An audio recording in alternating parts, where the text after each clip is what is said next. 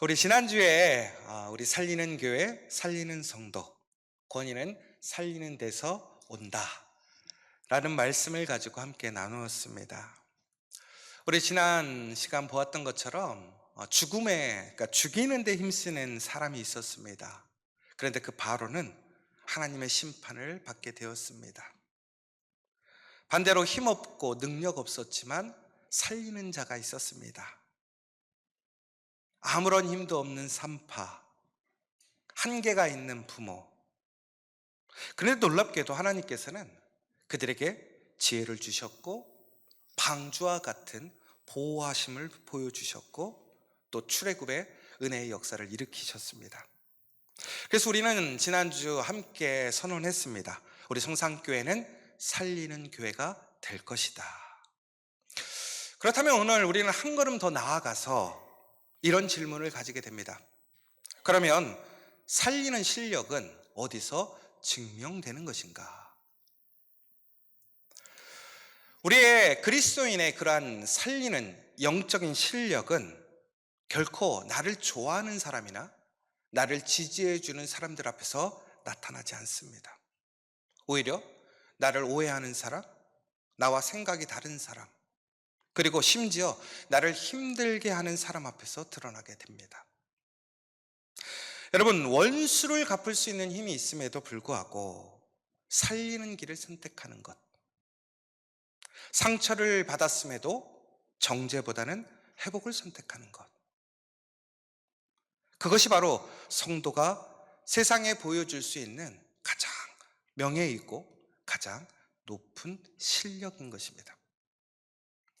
그래서 오늘 말씀은요, 누군가를 겨누기 위한 말씀도 아닙니다. 그리고 오히려 우리 모두가 하나님 앞에서 우리를 살펴보고 우리를 세우고자 하는 말씀입니다. 오해가 있는 사람도, 상처가 있는 사람도, 여전히 마음이 복잡한 사람도 오늘 우리는 하나님 앞에서 다시 한번 그 말씀 앞에서 질문하기를 원합니다. 나는 지금 죽이는 쪽에 서 있는가? 아니면 나는 살리는 쪽에 서 있는가?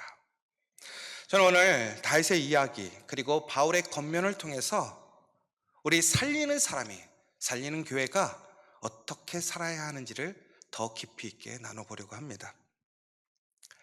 여러분, 사무엘상 24장에 보면 아주 긴장감 있는 장면이 나옵니다. 여러분이 잘 아시는 내용입니다. 사울 왕이 3,000명의 군사를 이끌고 다윗을 추적합니다. 그리고 다윗을 죽이려고 합니다. 근데 오늘 그 사울이 동굴에 들어가는데요, 아이러니하게도 그 동굴 안에는 다윗과 그의 군대가 숨어 있었습니다. 그때 다윗의 부하들이 이렇게 얘기합니다. 하나님께서 우리에게 기회를 주셨습니다. 우리를 도와주셨습니다. 지금 사울을 죽여야 합니다. 세상의 이치나 논리로 보자면 너무나 당연한 것입니다. 오히려 너무나 좋은 찬스입니다. 사울은 왕이지만 자신들을 죽이려 하는 자입니다. 가족을 해하려 하는 자입니다. 포기를 모르는 사람입니다. 만약에 오늘 기회를 놓치면 사울은 또다시 다윗과 그의 부하들을 죽이러 올 것입니다. 그런데 놀랍게도 다윗은 그 기회를 살리지 않습니다. 그리고 사울을 죽이지 않습니다. 그는 몰래 사울의 옷자락을 살짝 베어 가져갑니다. 그런데 놀랍게도 성경에서는 이렇게 얘기하죠. 그는 그것 때문에 마음에 찔렸다. 욕을 한 것도 아닙니다. 왜 그렇습니까? 다윗은요, 사울의 악행보다 사울의 정체성에 더 무게를 두었던 것입니다. 여러분, 사울은 분명히 약한 자입니다.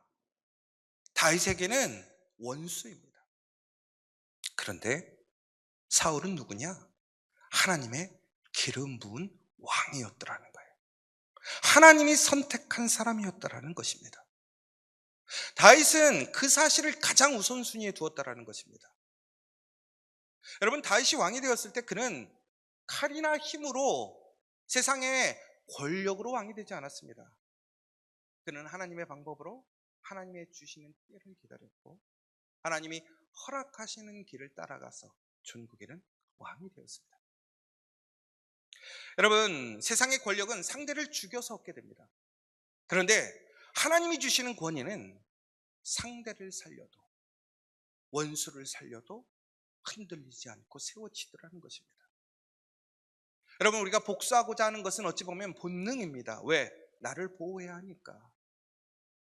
그러나 놀랍게도 살리는 것은 은혜입니다. 다윗은요, 사울을 죽일 수도 있었습니다. 그런데 그는 그 능력을 사울을 죽이는 데 사용하지 않았습니다. 오히려 그가 가지고 있는 힘을 어디에 사용했느냐? 절제하는 데 사용했습니다. 하나님의 뜻, 하나님의 행하심을 지키는 데 사용했더라는 것입니다. 그 절제가 바로 다윗의 권위였고 살리는 능력이었습니다. 여러분, 그런데 이것이 바로 예수님의 길입니다. 예수님은 세상을 심판할 권세가 있으셨습니다. 능력이 있으셨습니다. 그런데 오히려 예수님은 십자가를 이해하지 못하고 예수님의 뜻을 이해하지 못하고 예수님을 배신하고 예수님을 비방하고 예수님을 정죄하던 그 사람들을 사랑하셨습니다. 여러분, 그래서 진짜 권위는 힘을 사용하는 데서 나타나지 않는다라는 거예요. 오히려 생명을 살리는 곳에 그 권위와 능력이 나타나는 것입니다. 여러분, 우리도 마찬가지입니다. 우리는 가정에서도 일터에서도 교회에서도 우리의 관계 속에서 우리의 모습을 통해서 우리는 쉽게 사람을 무너뜨릴 수 있습니다. 말 한마디로, 표정 하나로, 태도 하나로, 침묵 하나로 우리는 사람을 죽일 수 있습니다. 그런데 놀랍게도 살리는 사람은 다릅니다. 살리는 사람은 할 수 있어도 하지 않는 절제를 보여줍니다. 말할 수 있어도 말하지 않고 사랑으로 인내합니다. 상대를 이길 수 있어도 하나님 앞에서 절제하고 나를 지키는 믿음을 나타내고 있습니다. 이것이 바로 하나님이 주시는 참된 권위입니다. 사무엘하 1장으로 넘어가면요, 우리가 더 놀라운 장면을 보게 됩니다. 여러분, 다윗에게 뜻밖의 소식이 전해져 오는데 바로 사울이 전사했다라는 것입니다. 여러분, 그 소식을 전한 아말렉 청년이 있었습니다. 근데 그 청년은 이 소식을 다윗에게 전했을 때 다윗은 분명히 너무나 기뻐하고 그 소식을 전한 자신에게 큰 상을 줄 것이라고 생각했습니다. 그런데 놀랍게도 다윗은 전혀 다른 반응을 보입니다.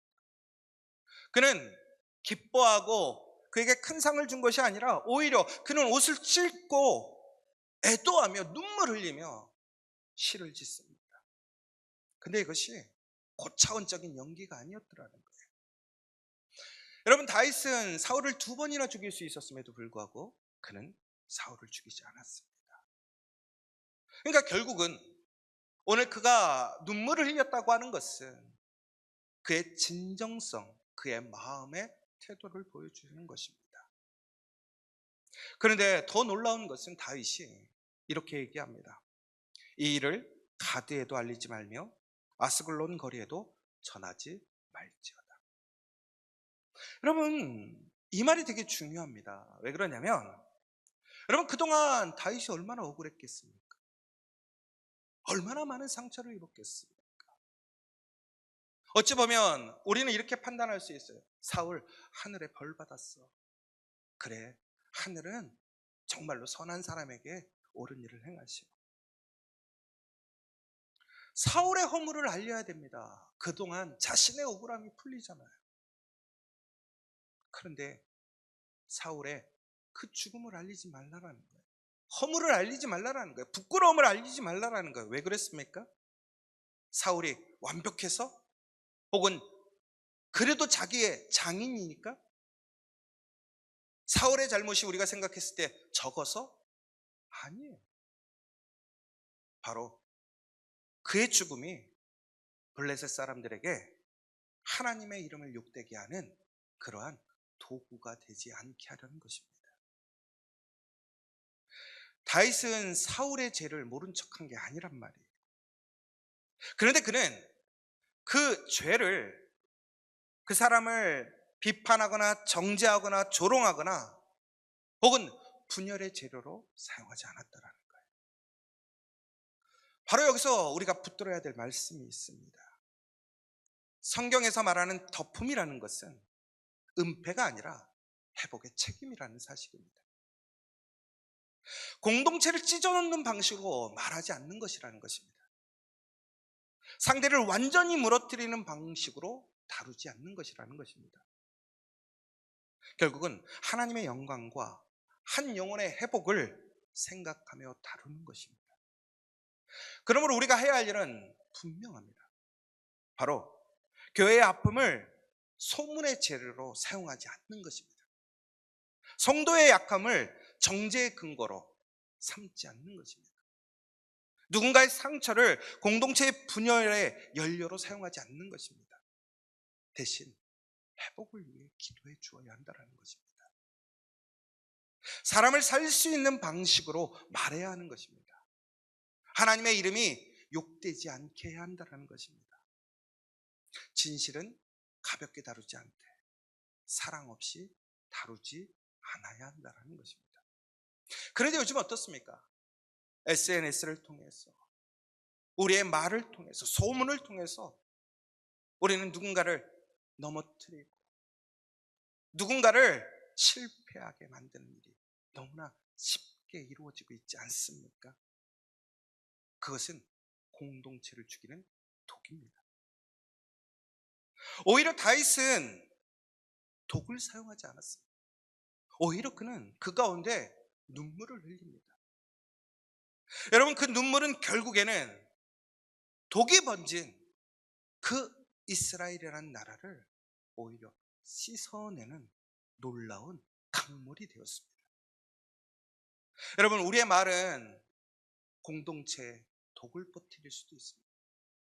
그러나 반대로 우리가 사랑으로 눈물을 흘리면 그 눈물은 독을 해독할 수 있더라는 거예요. 그래서 사랑은 허물을 덮고, 회개가 필요하면 조용히 회개를 돕고, 치유가 필요하면 조용히 치유를 돕고, 하나님의 영광을 지키는 방향으로 움직여야 하는 것입니다. 바로 이것이 살리는 사람의 길이라는 것입니다. 바울은 고린도후서 3장 6절에서 이렇게 선언하고 있습니다. 글자는 죽이고 영은 살린다. 여러분, 단순히 이것은 율법과 복음의 차이를 이야기하는 것만이 아닙니다. 결국은 우리의 언어와 태도, 우리의 신앙, 그 신앙을 사용하는 것까지도 결국에는 드러나게 되어 있더라는 것입니다. 여러분, 우리가 성경을 가지고 있습니다. 그런데 우리는 이 성경을 가지고 사람을 죽이기도 하고 살리기도 합니다. 같은 진리를 말하면서도 사람을 무너뜨리기도 하고 세우기도 합니다. 예수의 이름을 부르면서 상대를 정죄하는 도구로 사용하기도 하고, 오히려 사랑으로 세워주는 이름으로 사용하기도 합니다. 그런데 우리는 이렇게 얘기하죠. 예수 믿는 사람이 왜 그래? 교회 다니는 사람이 이러면 안 되지. 신앙이 있으면 이렇게 해야지. 여러분, 그런데 이 말은 틀린 말이 아니에요.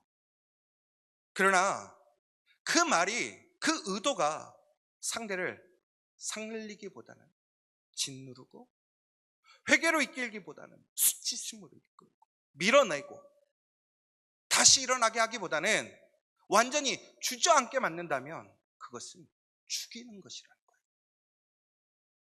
여러분, 분명히 말씀을 가지고 얘기하지만, 교회에서 얘기하지만, 예수의 이름으로 얘기하지만, 그것이 죽이는 것인지 살리는 것인지 우리는 분별해야 한다는 거예요. 그러나 반대로 성령은 살리십니다. 성령의 권위는 허물을 덮고 생명을 붙잡고 공동체를 다시 세웁니다. 여러분, 사도행전 3장에 보시면 아주 놀라운 그 베드로의 안진뱅이를 일으키는 사건이 나옵니다. 베드로가 이렇게 얘기했습니다. 은과 금은 내게 없거니와 내게 있는 이것을 내게 주노니 나사렛 예수 그리스도의 이름으로 일어나 걸으라. 그런데 중요한 것은요, 이 베드로가 말만 하지 않았다는 것입니다. 그는 손을 내밀어 그를 이렇게 세웁니다. 여러분, 예수의 이름은 정죄의 도구가 아니라는 거예요. 예수의 이름은 일으켜 세우는 이름입니다. 예수의 이름은 소망의 이름입니다. 예수의 이름은 죽어가는 사람을 살려내는 이름입니다. 여러분, 예수의 구원이 없다는 말은 공교가 언어가 아니라는 거예요. 오히려 이 죽어가는 세상 속에서 살려낼 수 있는 이름은 오직 예수님밖에 없다라는 소망의 선포라는 것입니다. 여러분, 그러므로 우리 살리는 성도는, 살리는 교회는 예수의 이름으로 사람을 몰아치지 않습니다. 벼랑 끝으로 밀지 않는다라는 거예요. 예수의 이름으로 넘어진 사람을 일으켜주는 것이지 넘어뜨리는 것이 아니라는 거예요. 예수의 이름으로 부끄러움을 확대하는 것이 아니라 오히려 그 부끄러움을 가려주고 덮어주는 것이 바로 예수의 이름이고 성령의 권위라는 것입니다. 오늘 우리 성산교회 그 역사가 일어나길 원합니다. 여러분, 오늘 그러면 이제 본문으로 좀 들어가 볼게요. 오늘 본문에 이렇게 얘기하고 있거든요. 아무에게도 악으로 악을 갚지 말고 모든 사람 앞에서 선한 일을 도모하라. 여러분, 여기서 갚지 말라라는 단어가 되게 의미가 있어요. 이 말은 빚을 다시 돌려주지 말라라는 거예요. 이걸 조금 역으로 생각해 보면요, 내게 악을 행하잖아요. 악을 행하면 내가 악을 행한 사람에게 빚을 지는 거예요. 그래서 빚은 갚아야 되는 것이지요. 그런데 악은 무엇으로 갚게 되느냐? 악으로 갚게 되더라는 거예요. 그러니까 누군가 나에게 상처를 주면요, 내 안에 자동적으로 그 사람을 공격하고 같이 상처 주고 싶은 마음이 생기고 쌓이게 되어 있더라는 것입니다. 그런데 오늘 바울은 무엇이라고 얘기합니까? 그것을 끊어버리라는 얘기입니다. 왜냐하면 악으로 갚는 순간 나도 그 악한 사람이 되더라는 거예요. 그런데 여기서 분명히 할 것이 있습니다. 선으로 악을 이기라는 말씀이 여러분 무조건 참으라는 얘기는 절대 아니에요. 잘못된 것을 보고도 아무 말도 하지 말라는 뜻도 아니라는 것입니다. 오히려 교회의 질서와 방향을 무너뜨려도 그냥 두라는 얘기는 더더욱 아니라는 얘기예요. 성경이 말하는 것은, 그 선이라는 것은 무원칙을 얘기하는 것이고 무질서를 얘기하는 것이 결코 아니라는 것입니다. 오히려 선을 행한다라는 것은 하나님의 방식으로, 하나님의 마음으로 공동체를 살리는 방향으로 반응하라는 것입니다. 그렇다면 선을 행한다라는 것은 구체적으로 무엇을 이야기하는 것일까요? 첫 번째는 악을 행하는 자들과 같이 같은 무기를 쓰지 않는 것입니다. 여러분, 누군가 비방하면 우리는 어떻게 합니까? 똑같이 비방해요. 나 때리면 나도 때립니다. 여러분, 그런데 이것은 이미 우리 또한 악한 방식으로 대응하고 있는 거예요. 그러면 우리는 악에게 진 것입니다. 여러분, 우리는 수준을 높여야지 수준을 낮춰서는 안 됩니다. 우리는 선을 행해야지 악을 행해서는 안 된다는 거예요. 여러분, 우리는 살리는 사람이지 죽이는 사람이 아니라는 것입니다. 두 번째는 에너지의 방향을 바꿔야 합니다. 여러분, 우리 사람에게는요, 에너지가 무한대로 나오지 않습니다. 돈도 마찬가지고 우리의 힘도 마찬가지라는 거예요. 정해져 있어요. 어떻게 쓸 것인가 결정해야 돼요. 여러분, 부자들이 그런 얘기를 해요. 여러분, 오늘 1,000만 원이 생기셨어요. 뭐 하시겠어요? 갑자기 생각이 복잡해지시죠. 아, 이거 냉장고를 바꿔야 되나, 에어컨을 바꿔야 되나, 세탁기를 바꿔야 되나, 차를 바꿔야 되나. 그런데요, 진짜 부자들은요, 1,000만 원 생기면 뭐 하는 줄 아세요? 주식 하더라고요.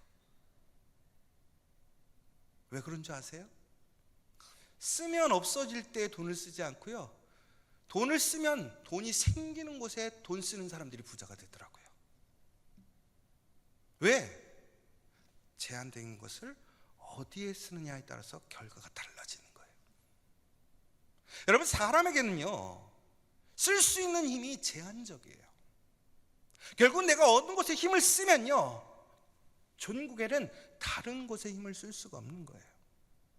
그러니까요, 우리가 악을 행하는데 힘을 쓰게 되면 단순히 우리의 감정만 소모되는 것이 아니라 우리의 힘, 우리의 능력이 그쪽으로 상실되어 버리는 거예요.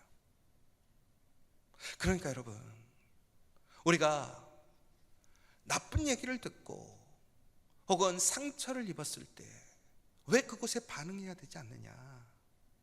그것이 선한 일이기 때문에. 그러나 더 나아가서는 우리가 그것에 반응하기 시작하고 우리의 힘을 쓰기 시작하면 전국에는 우리가 선한 곳에 힘을 쓰지 못하더라는 것입니다. 그런데 악한 일에 힘을 쓰게 되면 어떻게 됩니까? 전국에는 심판이요, 죽음이야. 그러나 우리가 선한 일, 살리는 일에 힘을 쓰게 되면 살아나게 되더라는 거예요. 그러므로 우리는 그 가운데 어떻게 해야 되느냐? 우리의 에너지를 어디에 써야 되느냐? 내가 상처를 입어도, 내 마음이 상해도, 내가 불편해도 우리는 예배하고 공동체를 세우고 하나 되어지고 사랑하고 우리의 자녀들을 세우는데 그 선함의 힘을 써야 한다는 것입니다. 여러분, 우리가 다음 주에 고난주간 특별 기도회를 가져요. 왜 그렇습니까? 우리의 힘을 이제 어디에 쓰느냐에 따라서 우리 성산교회가 다시 살아나느냐 죽느냐 결정되기 때문에 그렇습니다. 사랑하는 여러분, 그 에너지의 방향을 바꾸십시오. 그러면 살아납니다.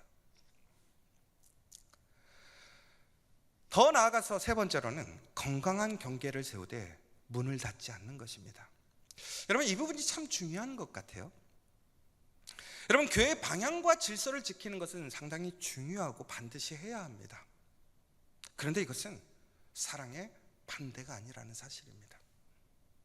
오히려 함께하는 성도들을 살리기 위한 책임이라는 것입니다. 여러분, 우리 성산교회는 기준을 흐리지 않을 것입니다. 방향을 포기하지 않을 것입니다. 우리는 예배와 사랑과 질서와 하나됨의 가치를 분명히 붙들 것입니다. 그러나 동시에 사람을 결코 포기하지 않을 것입니다. 문을 완전히 닫지 않고 문을 열어놓을 것입니다. 그리고 우리는 이렇게 얘기해야 됩니다. 우리는 하나님의 방향으로 나아가지만 우리는 함께 세우고 또한 함께 세우기를 원한다면 우리는 언제나 함께 하기를 원합니다. 여러분, 경계는 세우되 문은 닫지 않는 것, 그것이 바로 살리는 교회의 태도라는 것입니다. 삶으로 답하는 것이 필요합니다. 여러분, 우리는 너무나 말로만 하려고 합니다. 입으로만 설명하고 방어하려고 합니다. 여러분, 그러나 실제적으로 필요한 것은 무엇이냐? 우리의 삶의 변화, 행동이 뒤따라야 한다는 거예요. 여러분, 사람들이 가장 신뢰하지 못하는 게 뭔지 아십니까? 말만 하는 것입니다. 여러분, 느헤미야를 기억하시기 바랍니다. 느헤미야가 다시 성전을 건축하려고 하자 그 예루살렘의 성벽을 재건할 때 산발락과 도비아는 끊임없이 조롱하고 해방했습니다. 너희가 짓는 성벽은 매우 여우 한 마리만 올라가도 무너지겠다. 그리고 시시때때로 그들을 위협했습니다. 방해했습니다. 근데 놀랍게도 느헤미야가 그때 어떻게 행동합니까? 똑같이 조롱하고 대응하지 않습니다. 그리고 오히려 그 거룩한 성벽을 짓는 일을 멈추지 않습니다. 오히려 한 손에는 칼을 들고 한 손에는 건축할 수 있는 무기를 들어서 결국에는 방어도 하고 건축도 하는 일을 보게 됩니다. 여러분, 두 가지 일을 다 해내는 것이 얼마나 어렵겠습니까? 그러나 그 상황에서 그는 두 가지 일을 동시에 해냈습니다. 근데 그것보다 더 중요한 것이 있더라는 거예요. 무엇이냐?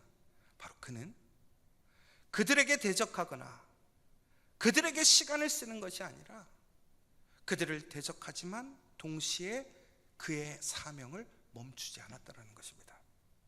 바로 이것이 선으로 악을 이기는 방식입니다.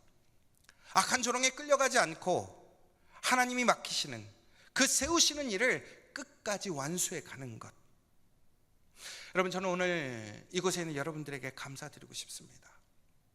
우리에게 어려움이 있었지만 이 자리를 끝까지 지켜주시고 섬겨주시고, 그리고 아직까지는 불편하고 어렵지만 그럼에도 하나됨을 위해 이 자리에 있는 여러분들이 너무나 감사합니다. 바로 여러분들이 느헤미야와 같은 사람입니다. 살리는 사명을 감당하고 있는 것입니다. 저는 오늘 여러분들에게 말씀드리고 싶습니다. 우리 성산교회는 완벽한 사람들만 모인 곳이 아닙니다. 상처 없고 잘난 사람만 모인 곳이 아니라는 거예요. 그러나 우리는 상처를 무기로 삼지 않습니다. 상처 속에서도, 다름 속에서도, 갈등 속에서도 우리는 함께 예배하며 함께 다시 세워져 가기를 원하는 공동체가 되기를 원합니다. 그래서 우리의 교회의 방향은 분명히 붙들지만 사람을 함부로 판단하거나 정죄하지 않아야 될 것입니다. 질서는 세우되 문은 닫지 않아야 됩니다. 기준은 분명히 하되 회복의 기회는 결코 포기하지 않아야 됩니다. 바로 이것이 살리는 교회의 태도입니다. 사랑하는 여러분, 우리는 2주 동안 살리는 교회의 길을 함께 살펴보았습니다. 죽이는 왕은, 그 능력을 죽이는 곳에 사용한 그 왕은 세상의 힘과 권세를 가졌지만 심판받고 망했습니다. 그러나 힘없고 연약하고 한계를 가지고 완벽하지 않았지만 살리는 산파와 그의 부모들은 하나님이 주시는 지혜와 능력으로 살아났고 살렸습니다. 그리고 우리는 오늘 보았습니다. 살리는 사람은 원수까지 살리려고 합니다. 허물을 소문으로 키우지 않습니다. 오히려 덮어주고 하나님이 세우신 그 놀라운 그 기름 부음을 거룩하게 지켜줍니다. 명예롭게 합니다. 예수의 이름으로 일으켜 세워줍니다. 선으로 악을 이깁니다. 우리 성산교회 그렇게 되길 원합니다. 여러분, 살리는 사람은 이렇게 삽니다. 상대를 무너뜨리지 않아도 살리는 사람은 승리합니다. 허물을 덮어주고 생명의 말을 합니다. 정죄가 아니라 회복의 손을 내밀게 됩니다.